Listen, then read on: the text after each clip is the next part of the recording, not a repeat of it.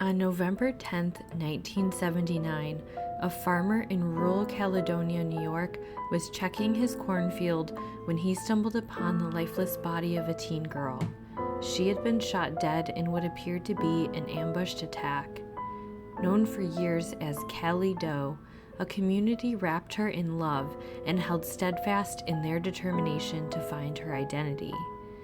The tenacity of this small town, alongside their county sheriff, online sleuths, and an old friend, helped give a name to this woman over 35 years after her death.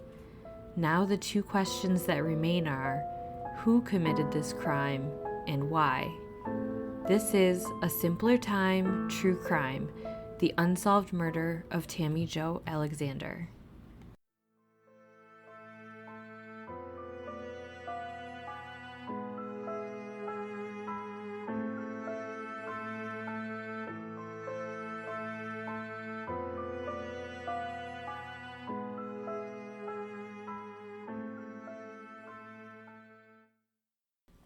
It was just after 10 a.m. on Saturday, November 10th, 1979. On this chilly Saturday morning, Farmer Harry Clements and his 16-year-old son Wesley were in their pickup truck heading to the local diner to get some coffee before starting work in their cornfields. Wes was looking out the window when he spotted something that stood out to him, a flash of red. It seemed like something that didn't belong was discarded in the field, possibly even a hunter trespassing. He and his father pulled off to the side of Route 20 to examine what it was. As they got closer, they realized their finding was much darker than they could have ever imagined. A female lay face down in the field and wasn't moving. Wes and Harry rushed off to call police. Caledonia, New York is a small town in Livingston County, New York, about 20 miles southwest of Rochester, New York. It has a tiny main street with shops, but is surrounded by farms and houses set on acres of land. It's home of the oldest fish hatchery in the Western Hemisphere, and a town over from the Genesee Country Village and Museum, a 600-acre sprawling 19th century living history museum that immerses visitors in the area's rich history.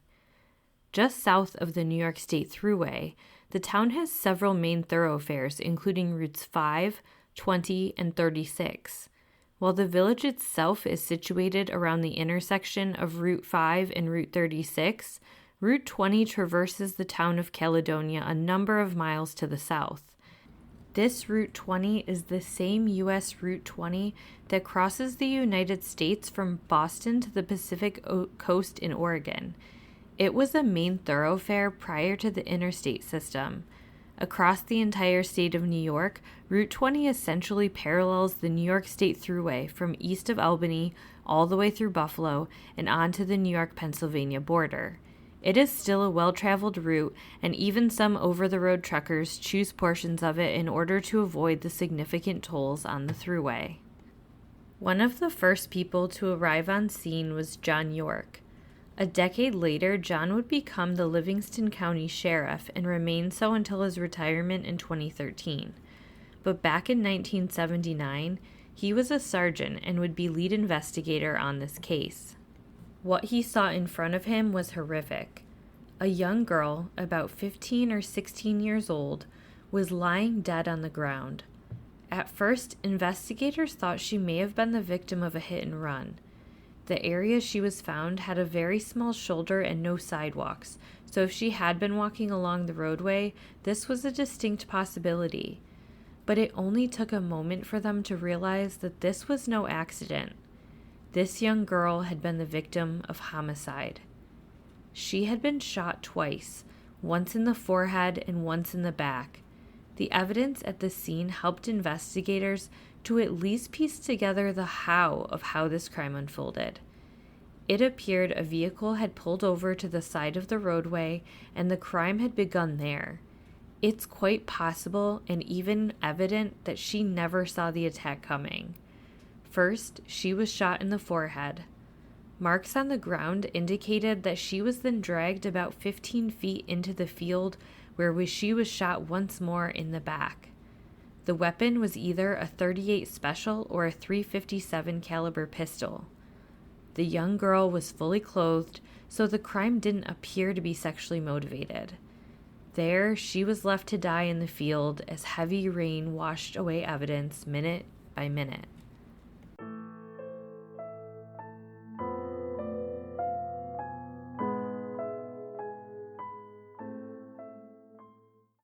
Despite investigators having a good sense of how the attack played out, they still had no idea who the victim was. Her tan corduroy pants had the pockets turned inside out.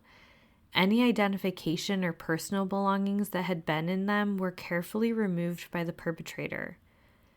A call to police around the area to look for missing persons reports came up empty, but police felt it was just a matter of time until somebody came forward to say this young girl was missing. Despite this girl having no identification, she had some distinctive clothing and jewelry that police thought could help lead them in the right direction. I'll share photos of all of this on our Instagram, @SimplerTimeCrimePod. The first was a necklace. It was silver with 3 blue turquoise stones. Around her belt loops, she had a keychain that was broken out into 2 parts. The first was a heart that was engraved with the message, "He who holds the key can open my heart." The second part was a key that fit into the slot of that heart charm. As far as the clothing she was wearing, she had on those tan corduroy pants I mentioned. She had on a multicolored plaid button-up top, blue knee-high socks, and brown shoes that were so worn in, much of the soles were ripped. But the article of clothing that John York was most drawn to was the jacket she was wearing. In fact, to this day, it's still a key piece of evidence. It was a men's windbreaker, bright red, which is what first drew Wes Clement's eye to the cornfield. It was nylon and lined on the inside. The arms had black stripes down the side, and the collar read, "Auto Sports Products, Inc."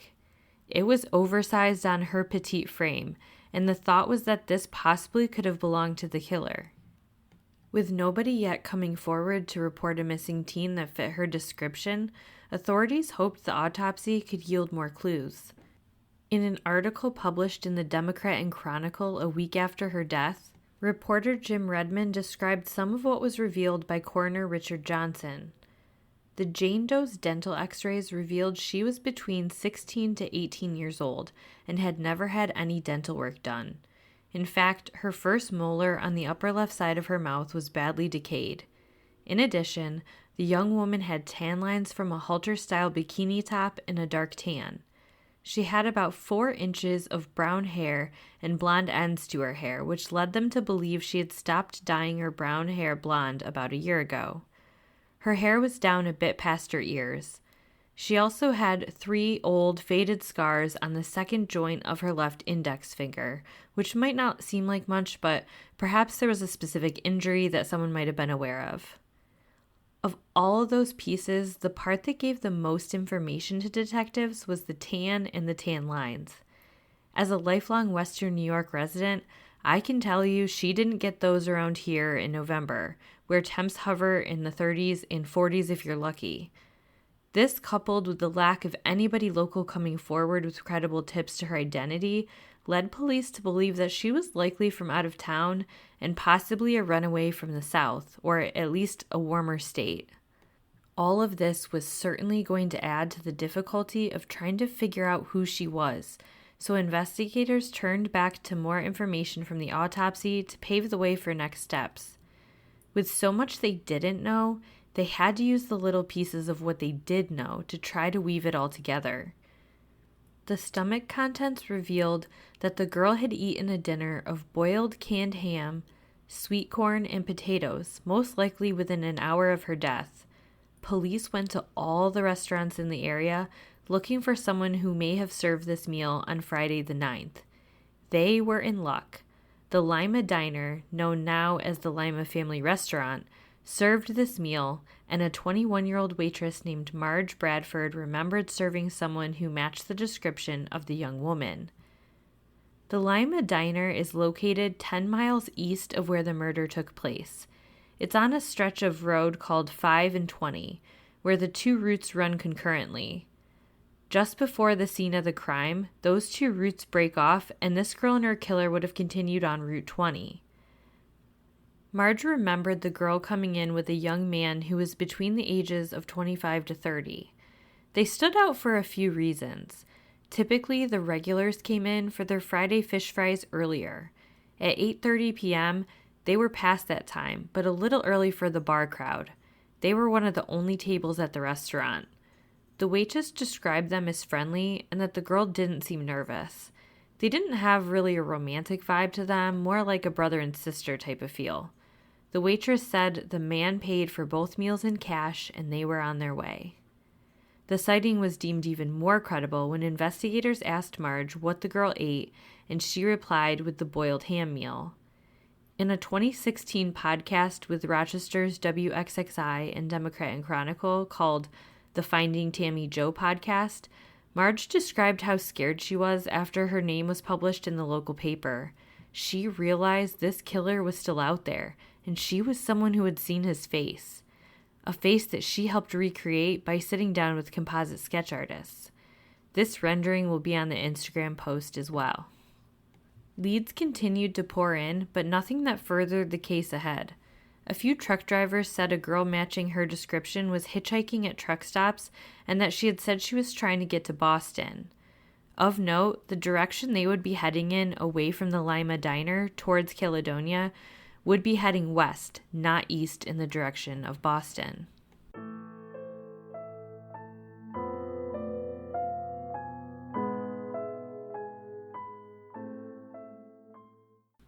I want to take a moment to thank you for listening this far. I research, write, record, edit, and promote this podcast as a one-woman show in addition to my full-time job. A lot of time goes into this to ensure I'm doing accurate, victim-centered research and discussion that furthers the case. If you appreciate the work I'm doing, please share this podcast with your friends and on your social media channels. You can also support me by subscribing to the podcast on any platform so that you never miss an episode, and leave a review. Lastly, you can find me on Instagram at Simpler Time Crime Pod or on the newly formed Facebook page, A Simpler Time True Crime Podcast. Now, back to the show.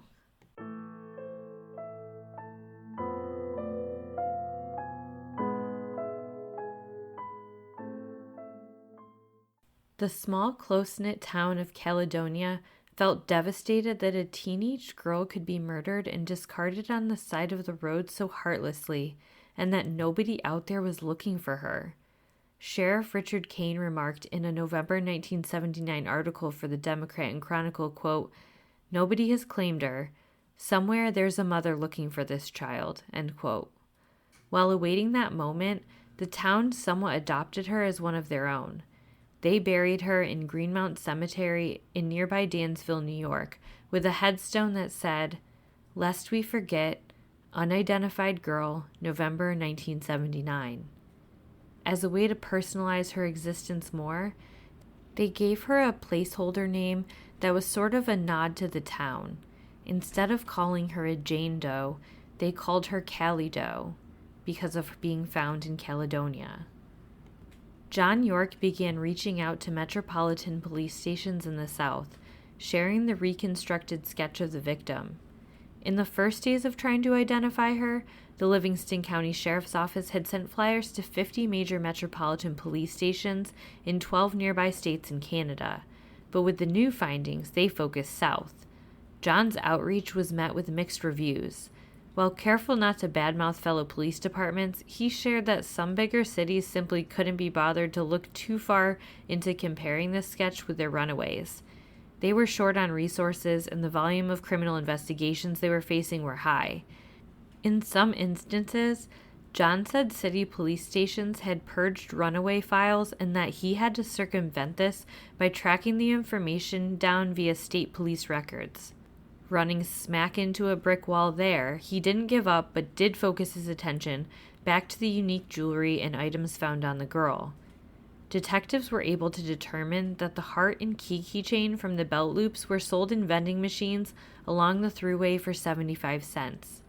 It's possible that means she got it along the New York State Thruway and even probable, but she also could have gotten it somewhere else, and they were probably sold in vending machines all across the country.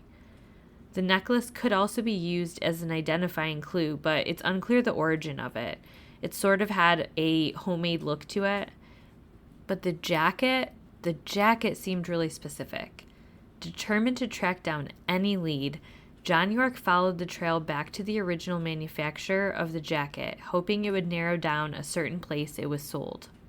According to John York, this person said to him, quote, "You're not going to like what I'm about to tell you," end quote.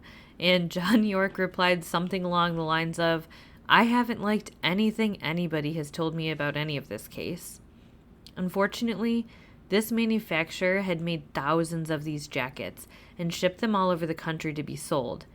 It was a one-time promotional item given out at race car tracks that year, so there was no way to trace who it was sold to or where. Even though they couldn't catch a break, John York and his team of detectives refused to give up. The investigation would carry on over years, but the unidentified girl found in the cornfield was always in the forefront.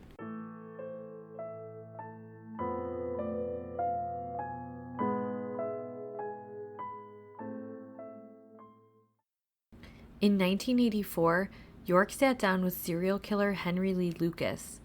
York may still not know who this victim was, but he wanted to do everything in his power to find out who her killer was.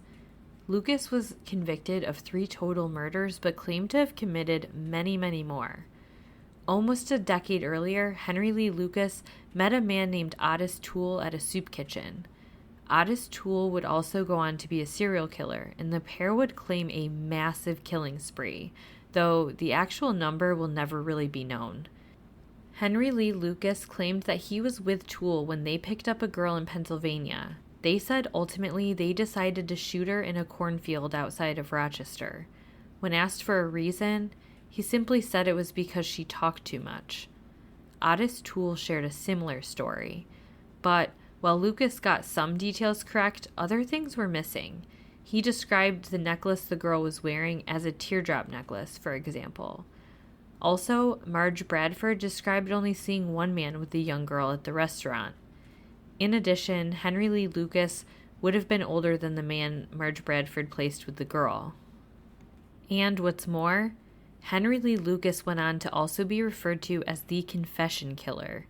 When he was interviewed for these supposed murders, he was given preferential treatment like cigarettes and coffee and got all of the attention on him. This was hugely problematic because he claimed hundreds of murders, and many investigators around the country used his confessions to close cases that actually still await answers when you think about it. John York did feel it was odd that Henry Lee Lucas and Otis Toole had such similar stories surrounding a murder of a girl in a cornfield. They were both incarcerated at the time they told the story and in different locations, so they wouldn't be able to compare notes on a specific case amongst their supposed hundreds they committed.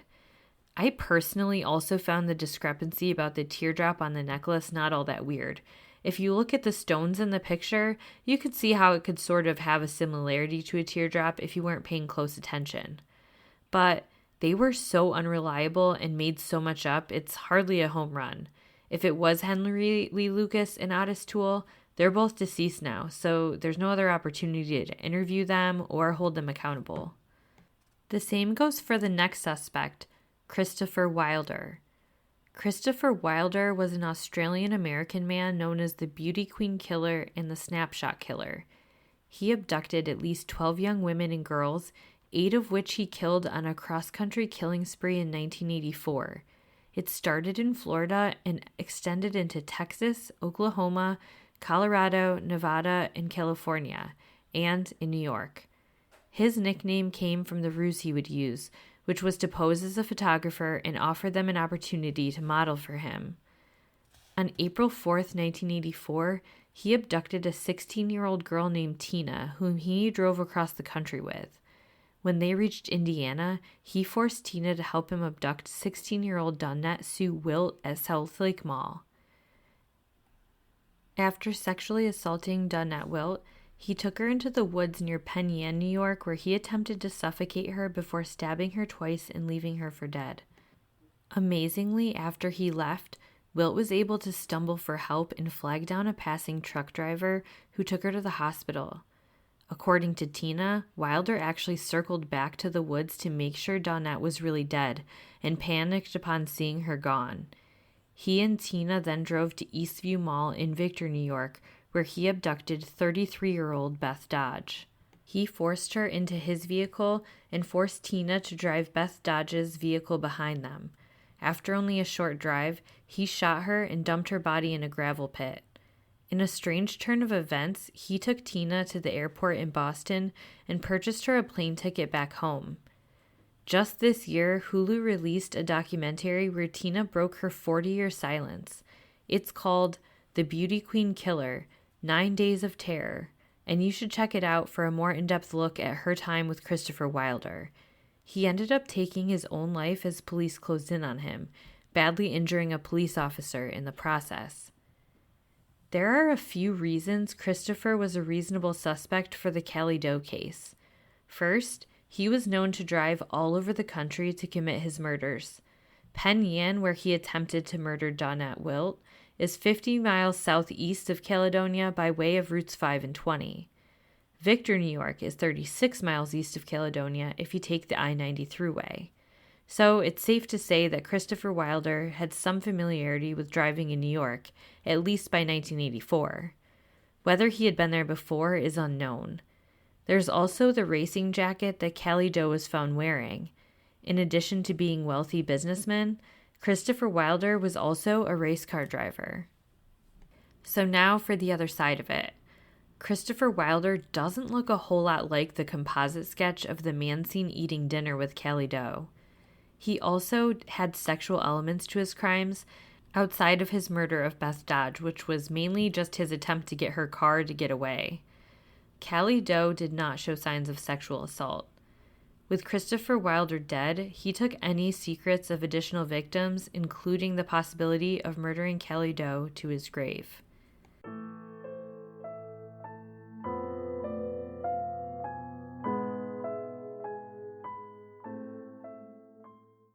In 2006, pollen from the pockets of the jacket she was wearing were sent to the lab at Texas A&M for analysis.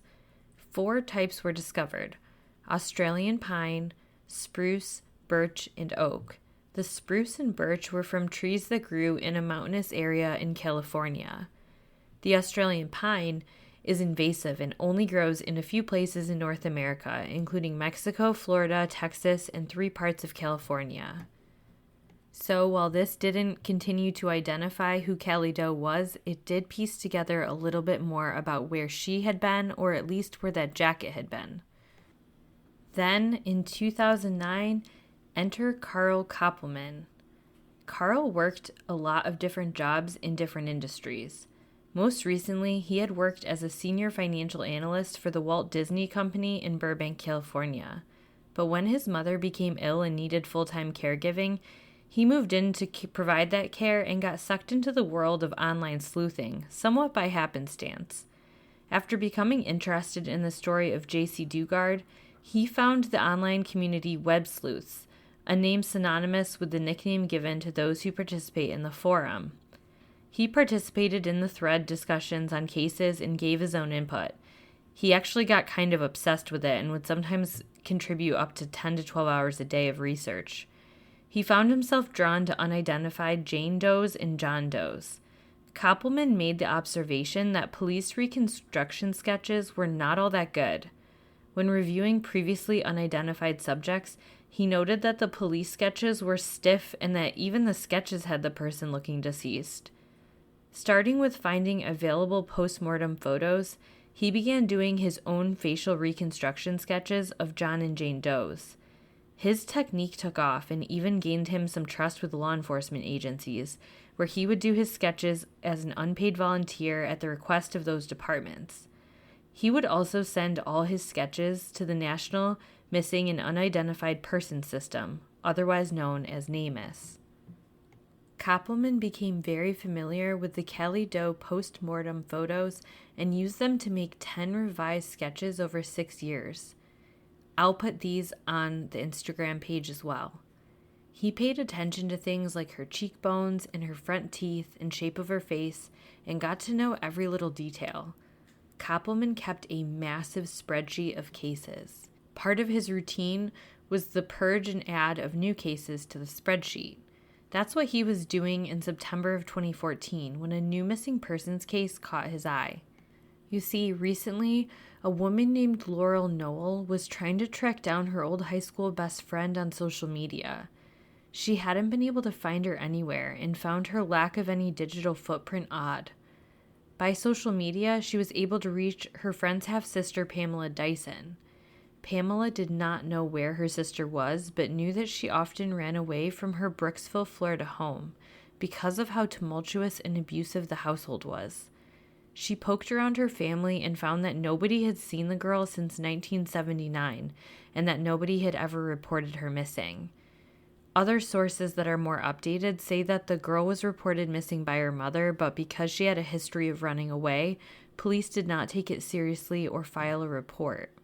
Collectively finding this disturbing and unable to find anything else about this girl's location, Pamela and Laurel filed a missing persons report for Tammy Jo Alexander. When Koppelman saw the photo of Tammy Jo, he immediately knew he was looking at Callie Doe. He contacted authorities in Livingston County who couldn't believe what they saw either when they looked at the side-by-side photo he provided. After DNA testing, on January 26, 2015, Callie Doe was formally identified as Tammy Jo Alexander. Online sleuths and armchair detectives are not always well received or painted in the most positive light. But in this case, John York said, quote, "We are so indebted to them, I can't even tell you. Carl Koppelman knew, just like I did, when he saw her face, who that was." End quote. After identifying Tammy Jo after more than 35 years, investigators hit the pavement to try to figure out the lingering questions. Who killed her and why? An ex-boyfriend of Tammy Jo's named Kevin was tracked down. He said they stayed in touch, sending cassette tape recordings to each other in the mail, cassettes he kept after all these years. He said that he had last seen her in the spring of 1979, and he said that she often hitched rides with long-haul truck drivers. They learned that Tammy Jo had spent time in Georgia at a now-defunct prison ministry, working with people on probation or parole. The founders of the agency are both deceased, and there is hardly any information out there on it. After a while, Kevin stopped receiving letters and tapes from Tammy Jo. Investigators tested DNA found on Tammy Jo and compared it to 3 men known to have contact with her, but those came back without a match. They did not release who these men were, but they were eliminated as suspects. As of this recording, police are still looking for who killed Tammy Jo Alexander and are currently pursuing familial DNA leads from the male DNA found on Tammy Jo's clothing. But that doesn't mean that this is the only path forward. If you had any interaction with Tammy Jo in 1979, your information could be important. If you have any ties to the Georgia-based Rainbow Prison Ministry in Young Harris, Georgia, your information could be important. If you have any even suspicion about someone who could have been involved with this crime, your information could be important. If anyone has information in the case, they're asked to contact the FBI's toll-free tip line at 1-800-CALL-FBI, which is 1-800-225-5324. There's also the Livingston County Sheriff's Office at 1-844-843-5276, or their local FBI office. So often, victims of these crimes we discuss can get their humanity lost in the shuffle when we're discussing the violence that ended their lives. They were actual people with daily routines, friendships, worries, goals, jobs, milestones, and relationships. As sad as this case was, a silver lining to it was how much the village of Caledonia and that community showed love to Tammy Jo Alexander. In fact, after she was identified, they gave her a proper funeral and replaced the engraving on her headstone, updating with her actual name. Having spent so many years unidentified, I wanted to take a moment to share Tammy Jo's voice with you. In line with focusing on the humanity of the victims, I wanted to share this little clip or two so that you can remember Tammy Jo for who she was, a beautiful, complicated, ordinary human being who deserves answers and somebody to be held accountable for the crime that took away her life and stole her future. Oh, that was cool. I'm looking at a postcard that says Moon over Miami. The alluring beauty of moonrise shimmering over the Atlantic Ocean in Florida. It's got two palm trees, the moon, the ocean, and a girl in a white shirt and black pants on it, and it's blue. Beautiful. I gotta go now, so you take care and be careful. This has been A Simpler Time True Crime. Join us next Monday as I cover another unsolved case. If you appreciate the work I'm doing, please leave a review and subscribe so you don't miss an episode. Also, the goal of this podcast is best achieved by reaching lots of people, so share with your friends. You can find me on Instagram at Simpler Time Crime Pod and the newly formed Facebook page, A Simpler Time Crime Pod. Thank you for listening.